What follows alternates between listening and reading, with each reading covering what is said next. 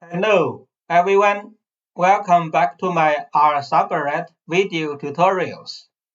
Today I'm going to show you how to quantify single-cell RNA sequencing data from 10x genomics platform.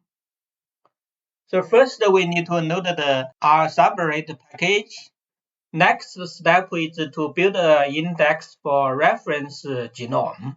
If you watched my first video, we built an index for human reference genome, HG38 reference, so we can reuse the index for the human reference genome. If you have a look at my folder, you can see in my cell counts example folder, we have the HG38 index we built in first video. We can reuse this index for human reference genome, and we don't need to build the index anymore. And in this folder, you can also see two datasets, reads R1 and reads R2. So they are in FASTQ format. So let's go back to RStudio. You can see we don't need to build the index anymore. So next step is to load the demonstration dataset.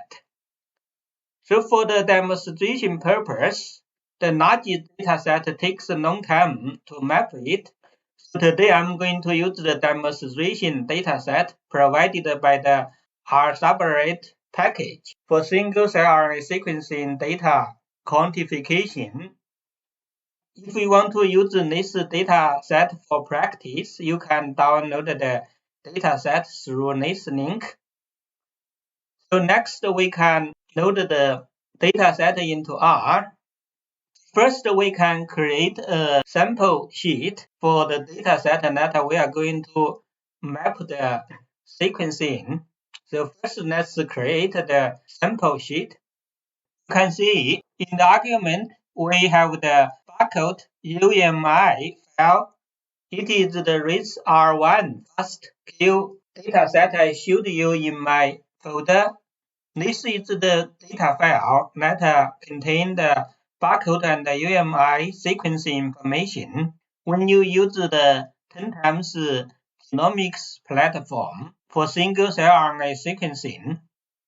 So the second file, reads R2, is the sequencing file for your samples. Then we can give a sample name for the mapping.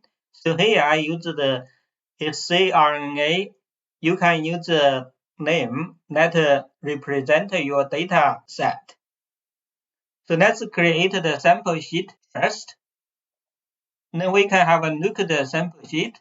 You can see we have 3 columns. The first one is barcode UMI file. We know it is the reads R1 FASTQ file. The second column is the read file. It is the sequencing file, reads R2. Then the third column is the sample name. I named it as scRNA for today's demonstration. Now we can perform the mapping using the cell count function provided by the Rsubread package. So you can see the arguments for the cell count function. We first give the name for reference genome index. We built it already as HG38 reference. Then the sample we are going to use is the sample sheet we defined here. And also we tell the cell count function the input model. Today we are using the FASTQ data file. For this function, you can also use BCL files. Then we use the inbuilt annotation file HG38 because this demonstration dataset was created from human samples. So now we can run the cell count function to map the RNA count for the sequencing. So let's run cell count function.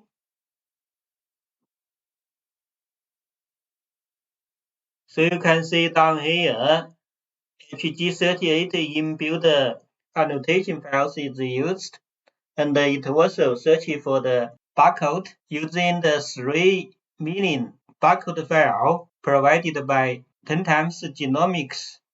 So you can see now Rsubread uses the cell count function to map the single cell RNA sequencing data, and the input model we defined as FASTQ files.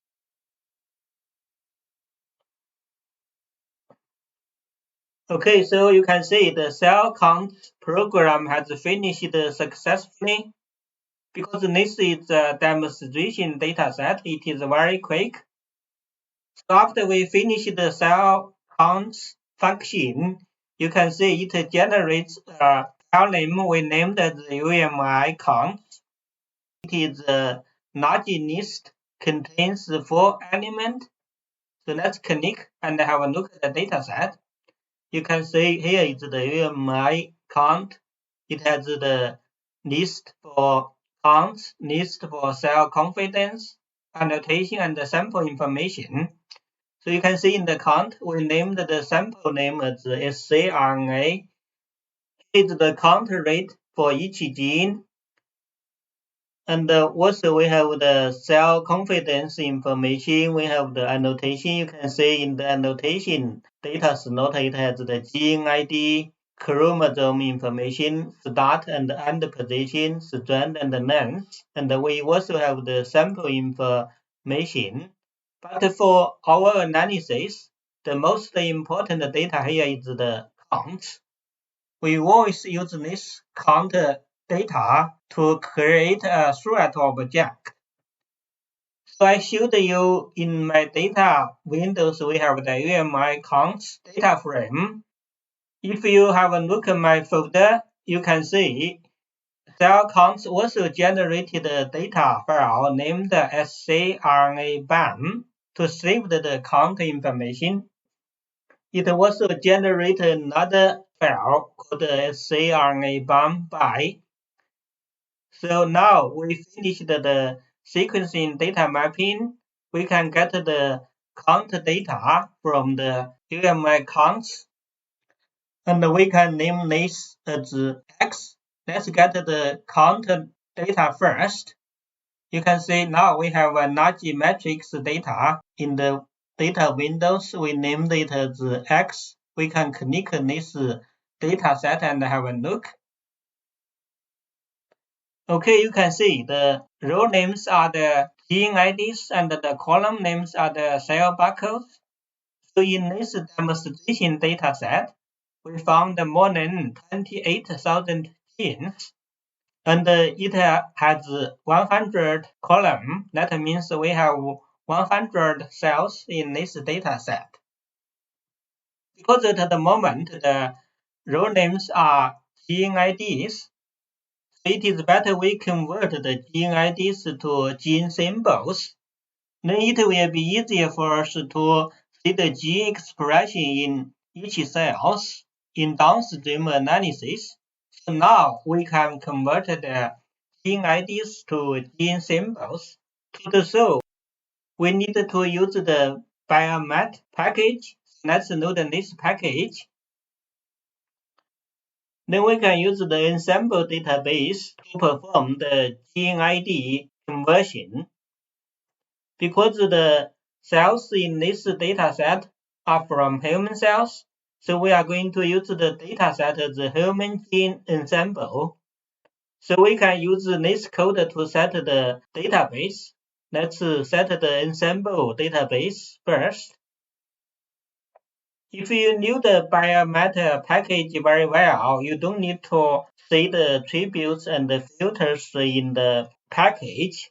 But I'm going to show you how to use the list attributes and the list filters function, because we need to set the attributes and the field function in our next step analysis.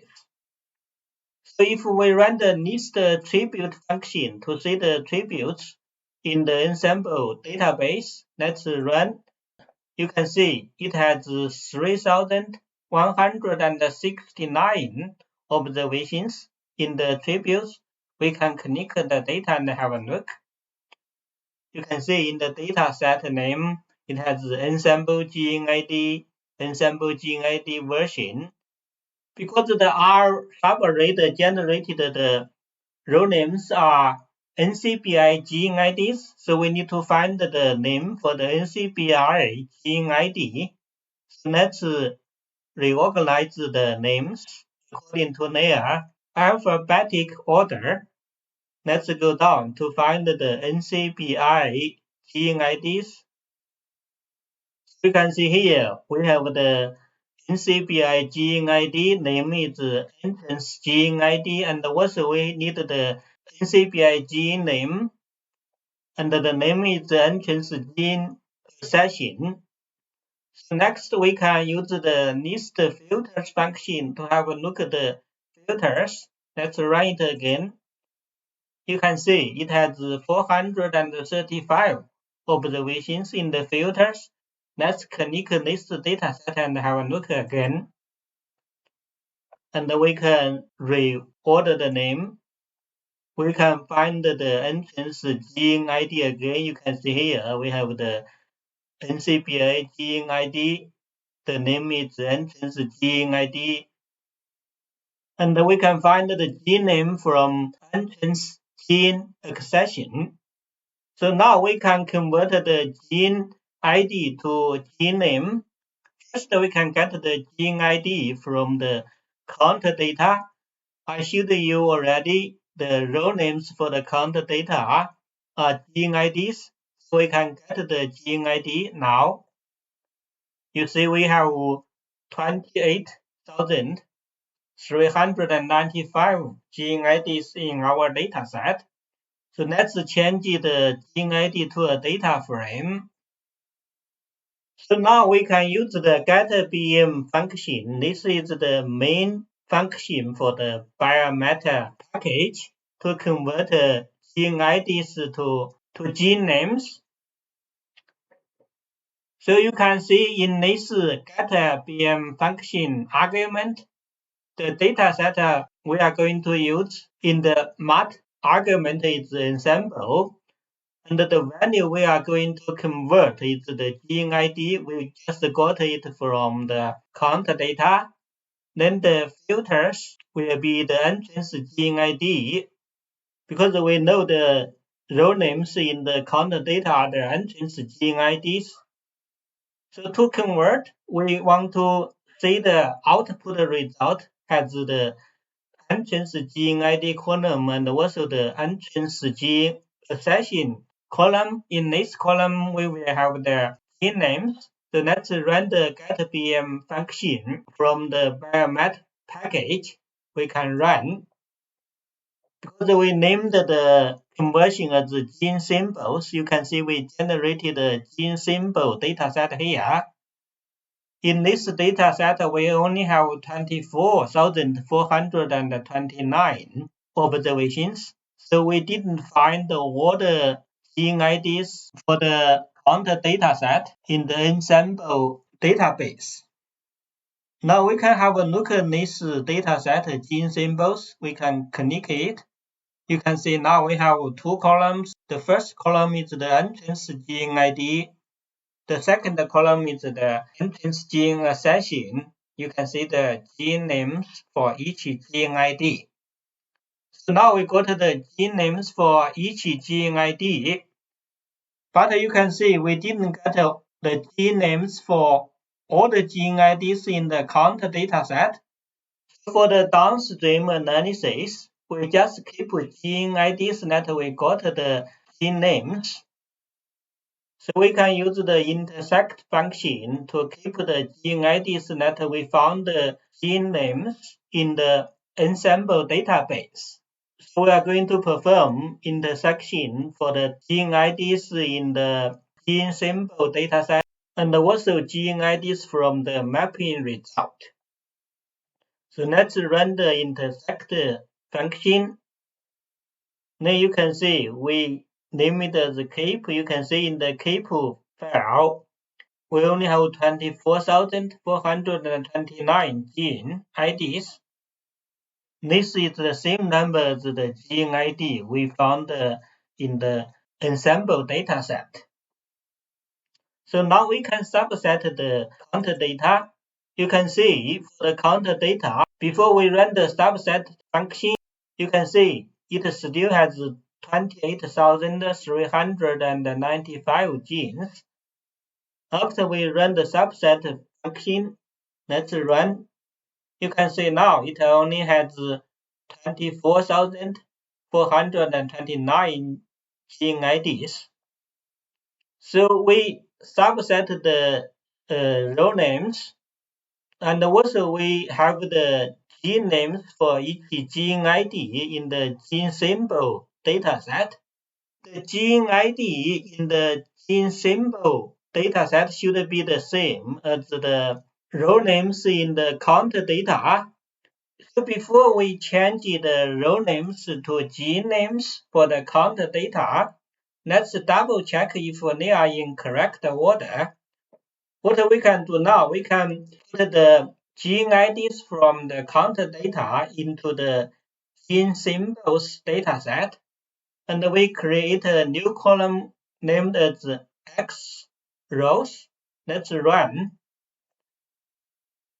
Now we can have a look at the gene symbol dataset. You can see now we get the gene IDs from the counter row names into the gene symbol data frame. If you compare the entrance gene ID and the X rows, the order of the gene IDs are exactly the same between both datasets. So now we can change the row names for the counter dataset into gene names. So let's see how can we change this. What we need to do is just to put the gene names in the gene sample dataset. It is under the entrance gene accession column as row names for the count dataset. So let's run. You can see now we change the row names into gene names. So this is the data we normally run for the single-cell RNA sequencing data analysis using the Rsubread package. We have the row names as gene names and the column names as cell barcodes. And inside here are the UMI count for each gene in each cell. So now we have the count data. We have the correct column and row names. Then we can use this dataset to perform cell clustering using the Rsubread package. Now we need to load the Rsubread library and also tidyverse. Because Rsubread uses sparse DGC matrix data, so let's change the count data into large DGC matrix data if we run it as sparse. And you can see we changed the count data as large DGC matrix data now. It has 24,429 genes and 100 cells. The demonstration dataset only used 100 cells because we can quickly run the demonstration for the read mapping using the Rsubread package. So now we can create a Rsubread object. The count will be the X, and the project we can name it as scRNA again. We can keep the genes that expressed in minimum 3 cells and the cells that have at least 200 gene expression. So let's create the Rsubread object. And we can click and have a look at the Rsubread object. You can see now it only has 2,347 genes, and we still have 100 cells. So normally for the standard Rsubread workflow, we need to calculate the percentage of mitochondrial DNA. We can have a look at the metadata for the Rsubread object first. You can see we have the cell barcode as row names here. We have the origin ident as scRNA because we named the project as scRNA when we created a Rsubread object. We have the N count and the N features RNA here. In this demonstration dataset, actually, it doesn't contain the mitochondrial DNA information. If we calculate the mitochondrial DNA percentage, it will give nothing. Let's run. And we can use the varionin plot, have a look at the feature RNA and count RNA and the percentage mitochondrial DNA. If we run, you can see we got nothing for the mitochondrial DNA information from this demonstration dataset. So this just show you how to run the standard workflow. You can also perform the quality control to subset the cells using features RNA and uncount RNA and also the percentage mitochondrial DNA if you have those information for your dataset. But we are not going to run this today. So next we can run a standard scRNA workflow analysis. First we can normalize the data, then find the variable features for the dataset. After that we can scale the data, then we run PCA, find the neighbors, and find the clusters. You can see in this demonstration dataset, because they are purified cells, even we use resolution 0.8, we only have 2 cell clusters, and we can run UMAP, then use the dim plot to have a look at the cell clusters. You can see we only have 2 cell clusters here. Actually, the cells should be the same cell type because they are purified cell types.